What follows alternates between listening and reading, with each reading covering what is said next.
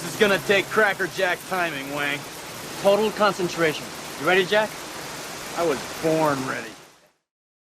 Welcome back to Thinking Critical. This is Wes, and there's been some updates the past few days regarding Disney Plus and the Marvel Cinematic Universe that I wanted to cover today. The first thing I'm going to talk about is the confirmation from Bob Iger that some Disney films are going to bypass a theatrical release and go straight to Disney Plus for streaming. And I'm also going to talk about why New Mutants might not be one of those films.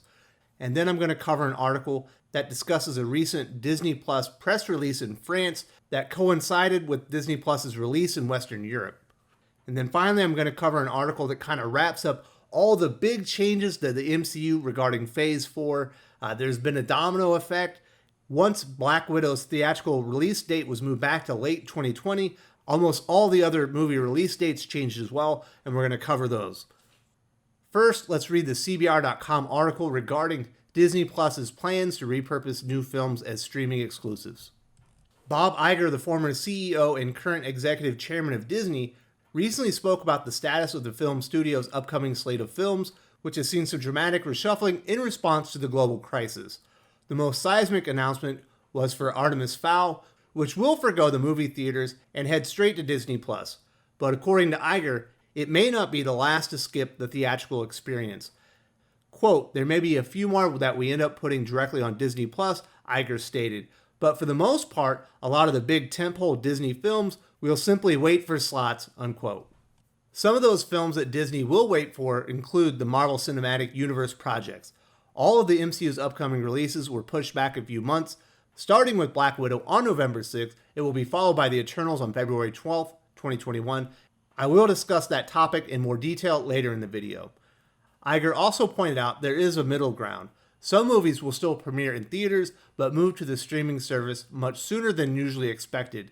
Disney did this with Frozen 2, which premiered on Disney Plus 3 weeks before it was supposed to, and Onward, which is now available to stream just over a month after opening in theaters. Bob Iger all but confirms that none of the MCU films that were slated for release will go straight to Disney Plus, but that leaves two films that jump right to mind besides Artemis Fowl that could go to Disney Plus, one being Mulan and the other being New Mutants. Now, I fully expect Mulan to go onto Disney Plus and not get a theatrical release. The projections for that film were already very low, and I also believe that they were counting on a heavy presence in the Chinese market. China and their movie industry obviously have been hit very hard by the global crisis, just like the US markets. Now, Iger did state they would be releasing the Disney tentpole films in theater. Do they consider Mulan one of those tentpole films? Disney has made massive bank on these live adaptations of their classic animated films, certainly leaving Mulan's status as a theatrical release rather than going straight to Disney Plus in doubt. Now, as far as New Mutants, that's one film I think we can all agree we kind of expected to move to Disney Plus. After Disney's Fox acquisition, the Dark Phoenix saga absolutely bombed in theaters, and I imagine Disney is ready to move on from those Fox-produced X-Men films so they can get those X-Men into the MCU, which was one of the primary reasons they acquired Fox in the first place. New Mutants is the only remnant left from those Fox-produced X-Men films. But according to uprocks.com, who aren't normally one of my go-to sources for entertainment news, they certainly are one of my go-tos for pro wrestling news, but not entertainment news. They are claiming that even after the Disney merger, HBO still holds the premium TV rights to all 20th Century Fox films, as it has for the past 30 years, and that deal would presumably include New Mutants, and explains why X-Men Dark Phoenix debuted on HBO instead of one of the Disney-controlled streaming services, and that HBO premium rights deal isn't scheduled to expire until 2022. There's also a Den of Geek article out there stating New Mutants can't go onto video on demand because if New Mutants isn't released theatrically, they'll have to renegotiate with the cast and the director. So it very may well be that New Mutants is the most cursed movie, in recent memory, and just can't be released directly onto Disney Plus, that it has to have a theatrical release and then premiere on one of the HBO platforms thereafter. Based on that Uprocks article and the words of Bob Iger, I do think it's 50-50 that Mulan premieres on Disney Plus, and I don't expect New Mutants to premiere there. I think it actually has to be released theatrically. Moving on to the next article from MCUcosmic.com, discussing the Disney Plus Marvel Studios shows that are going to premiere on the streaming service. With the shifting of the whole MCU slate, people have been wondering what's going to happen with the upcoming Disney Plus series, if they will move along with those movies, and if the order of their release will be affected by Black Widow's delay due to them being so closely connected with the films. Disney Plus has just launched in many parts of Western Europe, and earlier this month, prior to the movie dates being changed, Disney Plus France issued a press release detailing the future of the series. There are some real surprises in this if these dates end up being accurate. It's always possible these have changed from the time the press release was created and the MCU slate was shifted. But here's what Disney Plus France lists for the MCU series dates. 2020 lists The Falcon and Winter Soldier and WandaVision as expected. Loki and What If are scheduled to premiere in 2021. And Hawkeye, Ms. Marvel, She-Hulk, and Moon Knight are scheduled to premiere in 2022. Once again, it's possible these have changed since a press release was created, but these dates are from an official release from Disney Plus in France. I recently talked about a lot of these issues on the channel with Neon from Clownfish TV. Disney really launched this service too early. There wasn't enough new content with launch. There was really only The Mandalorian ready, and that was about it. And last episode of that show dropped, months ago now. It's looking like a serious mistake that they didn't have some of this MCU content already completed and ready for distribution when they launched the channel, because now all of those shows that we've talked about, the ones that were already in production and filming, they've all been halted indefinitely. We don't know when production is going to restart. Now, I imagine the footage that was previously shot has already been processed, and there might even be full episodes of some of those shows like WandaVision and Falcon Winter Soldier completed and ready to go, but you can't really launch those until the whole series is done. That's kind of the way streaming shows work. They're made for binging. You don't really do a mid-season hiatus like they do with Vikings or some of the other shows on TV.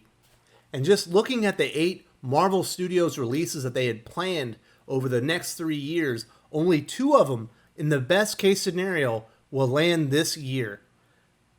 And only 2 more, in the best case scenario, will land in 2021, with 4 more arriving in 2022. That is not enough content. That is not enough shows for the parents to consume.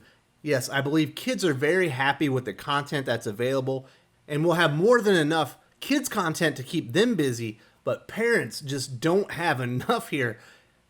And we already know that they basically scrapped the Obi-Wan show because Kathleen Kennedy didn't really like the scripting that was going on. So they don't really even have new Star Wars content coming up. We also know that they've been casting new roles for the second season of The Mandalorian, but that's certainly not being filmed at this time. So it is not looking good for consumers who bought into Disney Plus with the hopes of getting original Marvel Studios and Star Wars content on there. In the best case scenario, in 2020, you're going to get The Mandalorian, Falcon and Winter Soldier, and WandaVision. And that's it. And that's if everything goes to plan. Do I believe that Disney Plus can even get Falcon, Winter Soldier, and WandaVision out this year? I absolutely don't know. Everything is uncertain. We don't know when these projects can go back into production and get completed. Also, Disney is taking an enormous financial haircut throughout this crisis. They're borrowing massive amounts of money just to cover day-to-day expenses. Are they even going to have the money to get these things going back into production once everything has been cleared up and the dust is settled? I don't know. Nobody knows. I'm sure Disney doesn't even know at this point because we don't know how long this is going to last. Hopefully it's the best case scenario, and maybe in 6 to 8 weeks, people can get back to work. Maybe these productions can get started and Disney won't have burned through all of their cash and all of their, and had to have borrowed so much money that they can't really borrow money anymore. Of course, that's all speculation on my part, but I do have serious doubts that they'll even get 1 or 2 of those shows out in the year 2020. Now I'm going to cover the last article from superherohype.com covering all the scheduling changes with the MCU Phase 4 movies, a couple of which are actually complete and just waiting to launch into theaters. In a perfect world, Black Widow would have kicked off the summer movie season next month. Unfortunately, the global crisis forced Disney and Marvel to remove the film from their release calendar. Now, Marvel has set a new date for the titular Super Spy's long-awaited spin-off. The Hollywood Reporter brings word that Black Widow will hit theaters on November 6th. Obviously, this is the date that was going to be occupied by Eternals, so this latest switch is triggering a domino effect of Marvel's entire Phase 4 slate. Eternals will now arrive 3 months later on February 21st, 2021. Similarly, Shang-Chi and the Legend of the Ten Rings will vacate its original February premiere and replace Doctor Strange in the Multiverse of Madness on May 7th, 2021. The Doctor Strange sequel will later arrive on November 5th, 2021, and consequently push Thor Love and Thunder to February 18th, 2022. Fortunately, not all upcoming Marvel films are getting moved around. THR notes that Black Panther 2 is still coming out on May 6, 2022. Disney and Marvel have also decided to move the release of Captain Marvel 2 up 2 weeks to July 8, 2022. Surprisingly, the report makes no mention of whether Spider-Man 3's July 16, 2021 release date is changing, but that will probably be left up to Sony to decide. That should clear up any confusion or speculation about the fate of the Black Widow film. It is not going to Disney Plus. As of right now, it's still going to be released theatrically. Basically, all that happened is all the MCU movies were pushed back to a previously scheduled date for another movie, causing a domino effect until we hit Love and Thunder. Love and Thunder did not move back into Black Panther 2's place. The MCU at that point will be reset and everything will be in line. We get one movie in 2020, we get 3 movies in 2021, and 3 MCU movies in 2022. Now the big question is the third Spider-Man movie, which is scheduled for release in 2021, and there's also the Spider-Man spin-off Morbius that was also scheduled for 2021. Are they going to be moved? If not, we'll still get 5 MCU-related films in 2021, which is absolutely insane.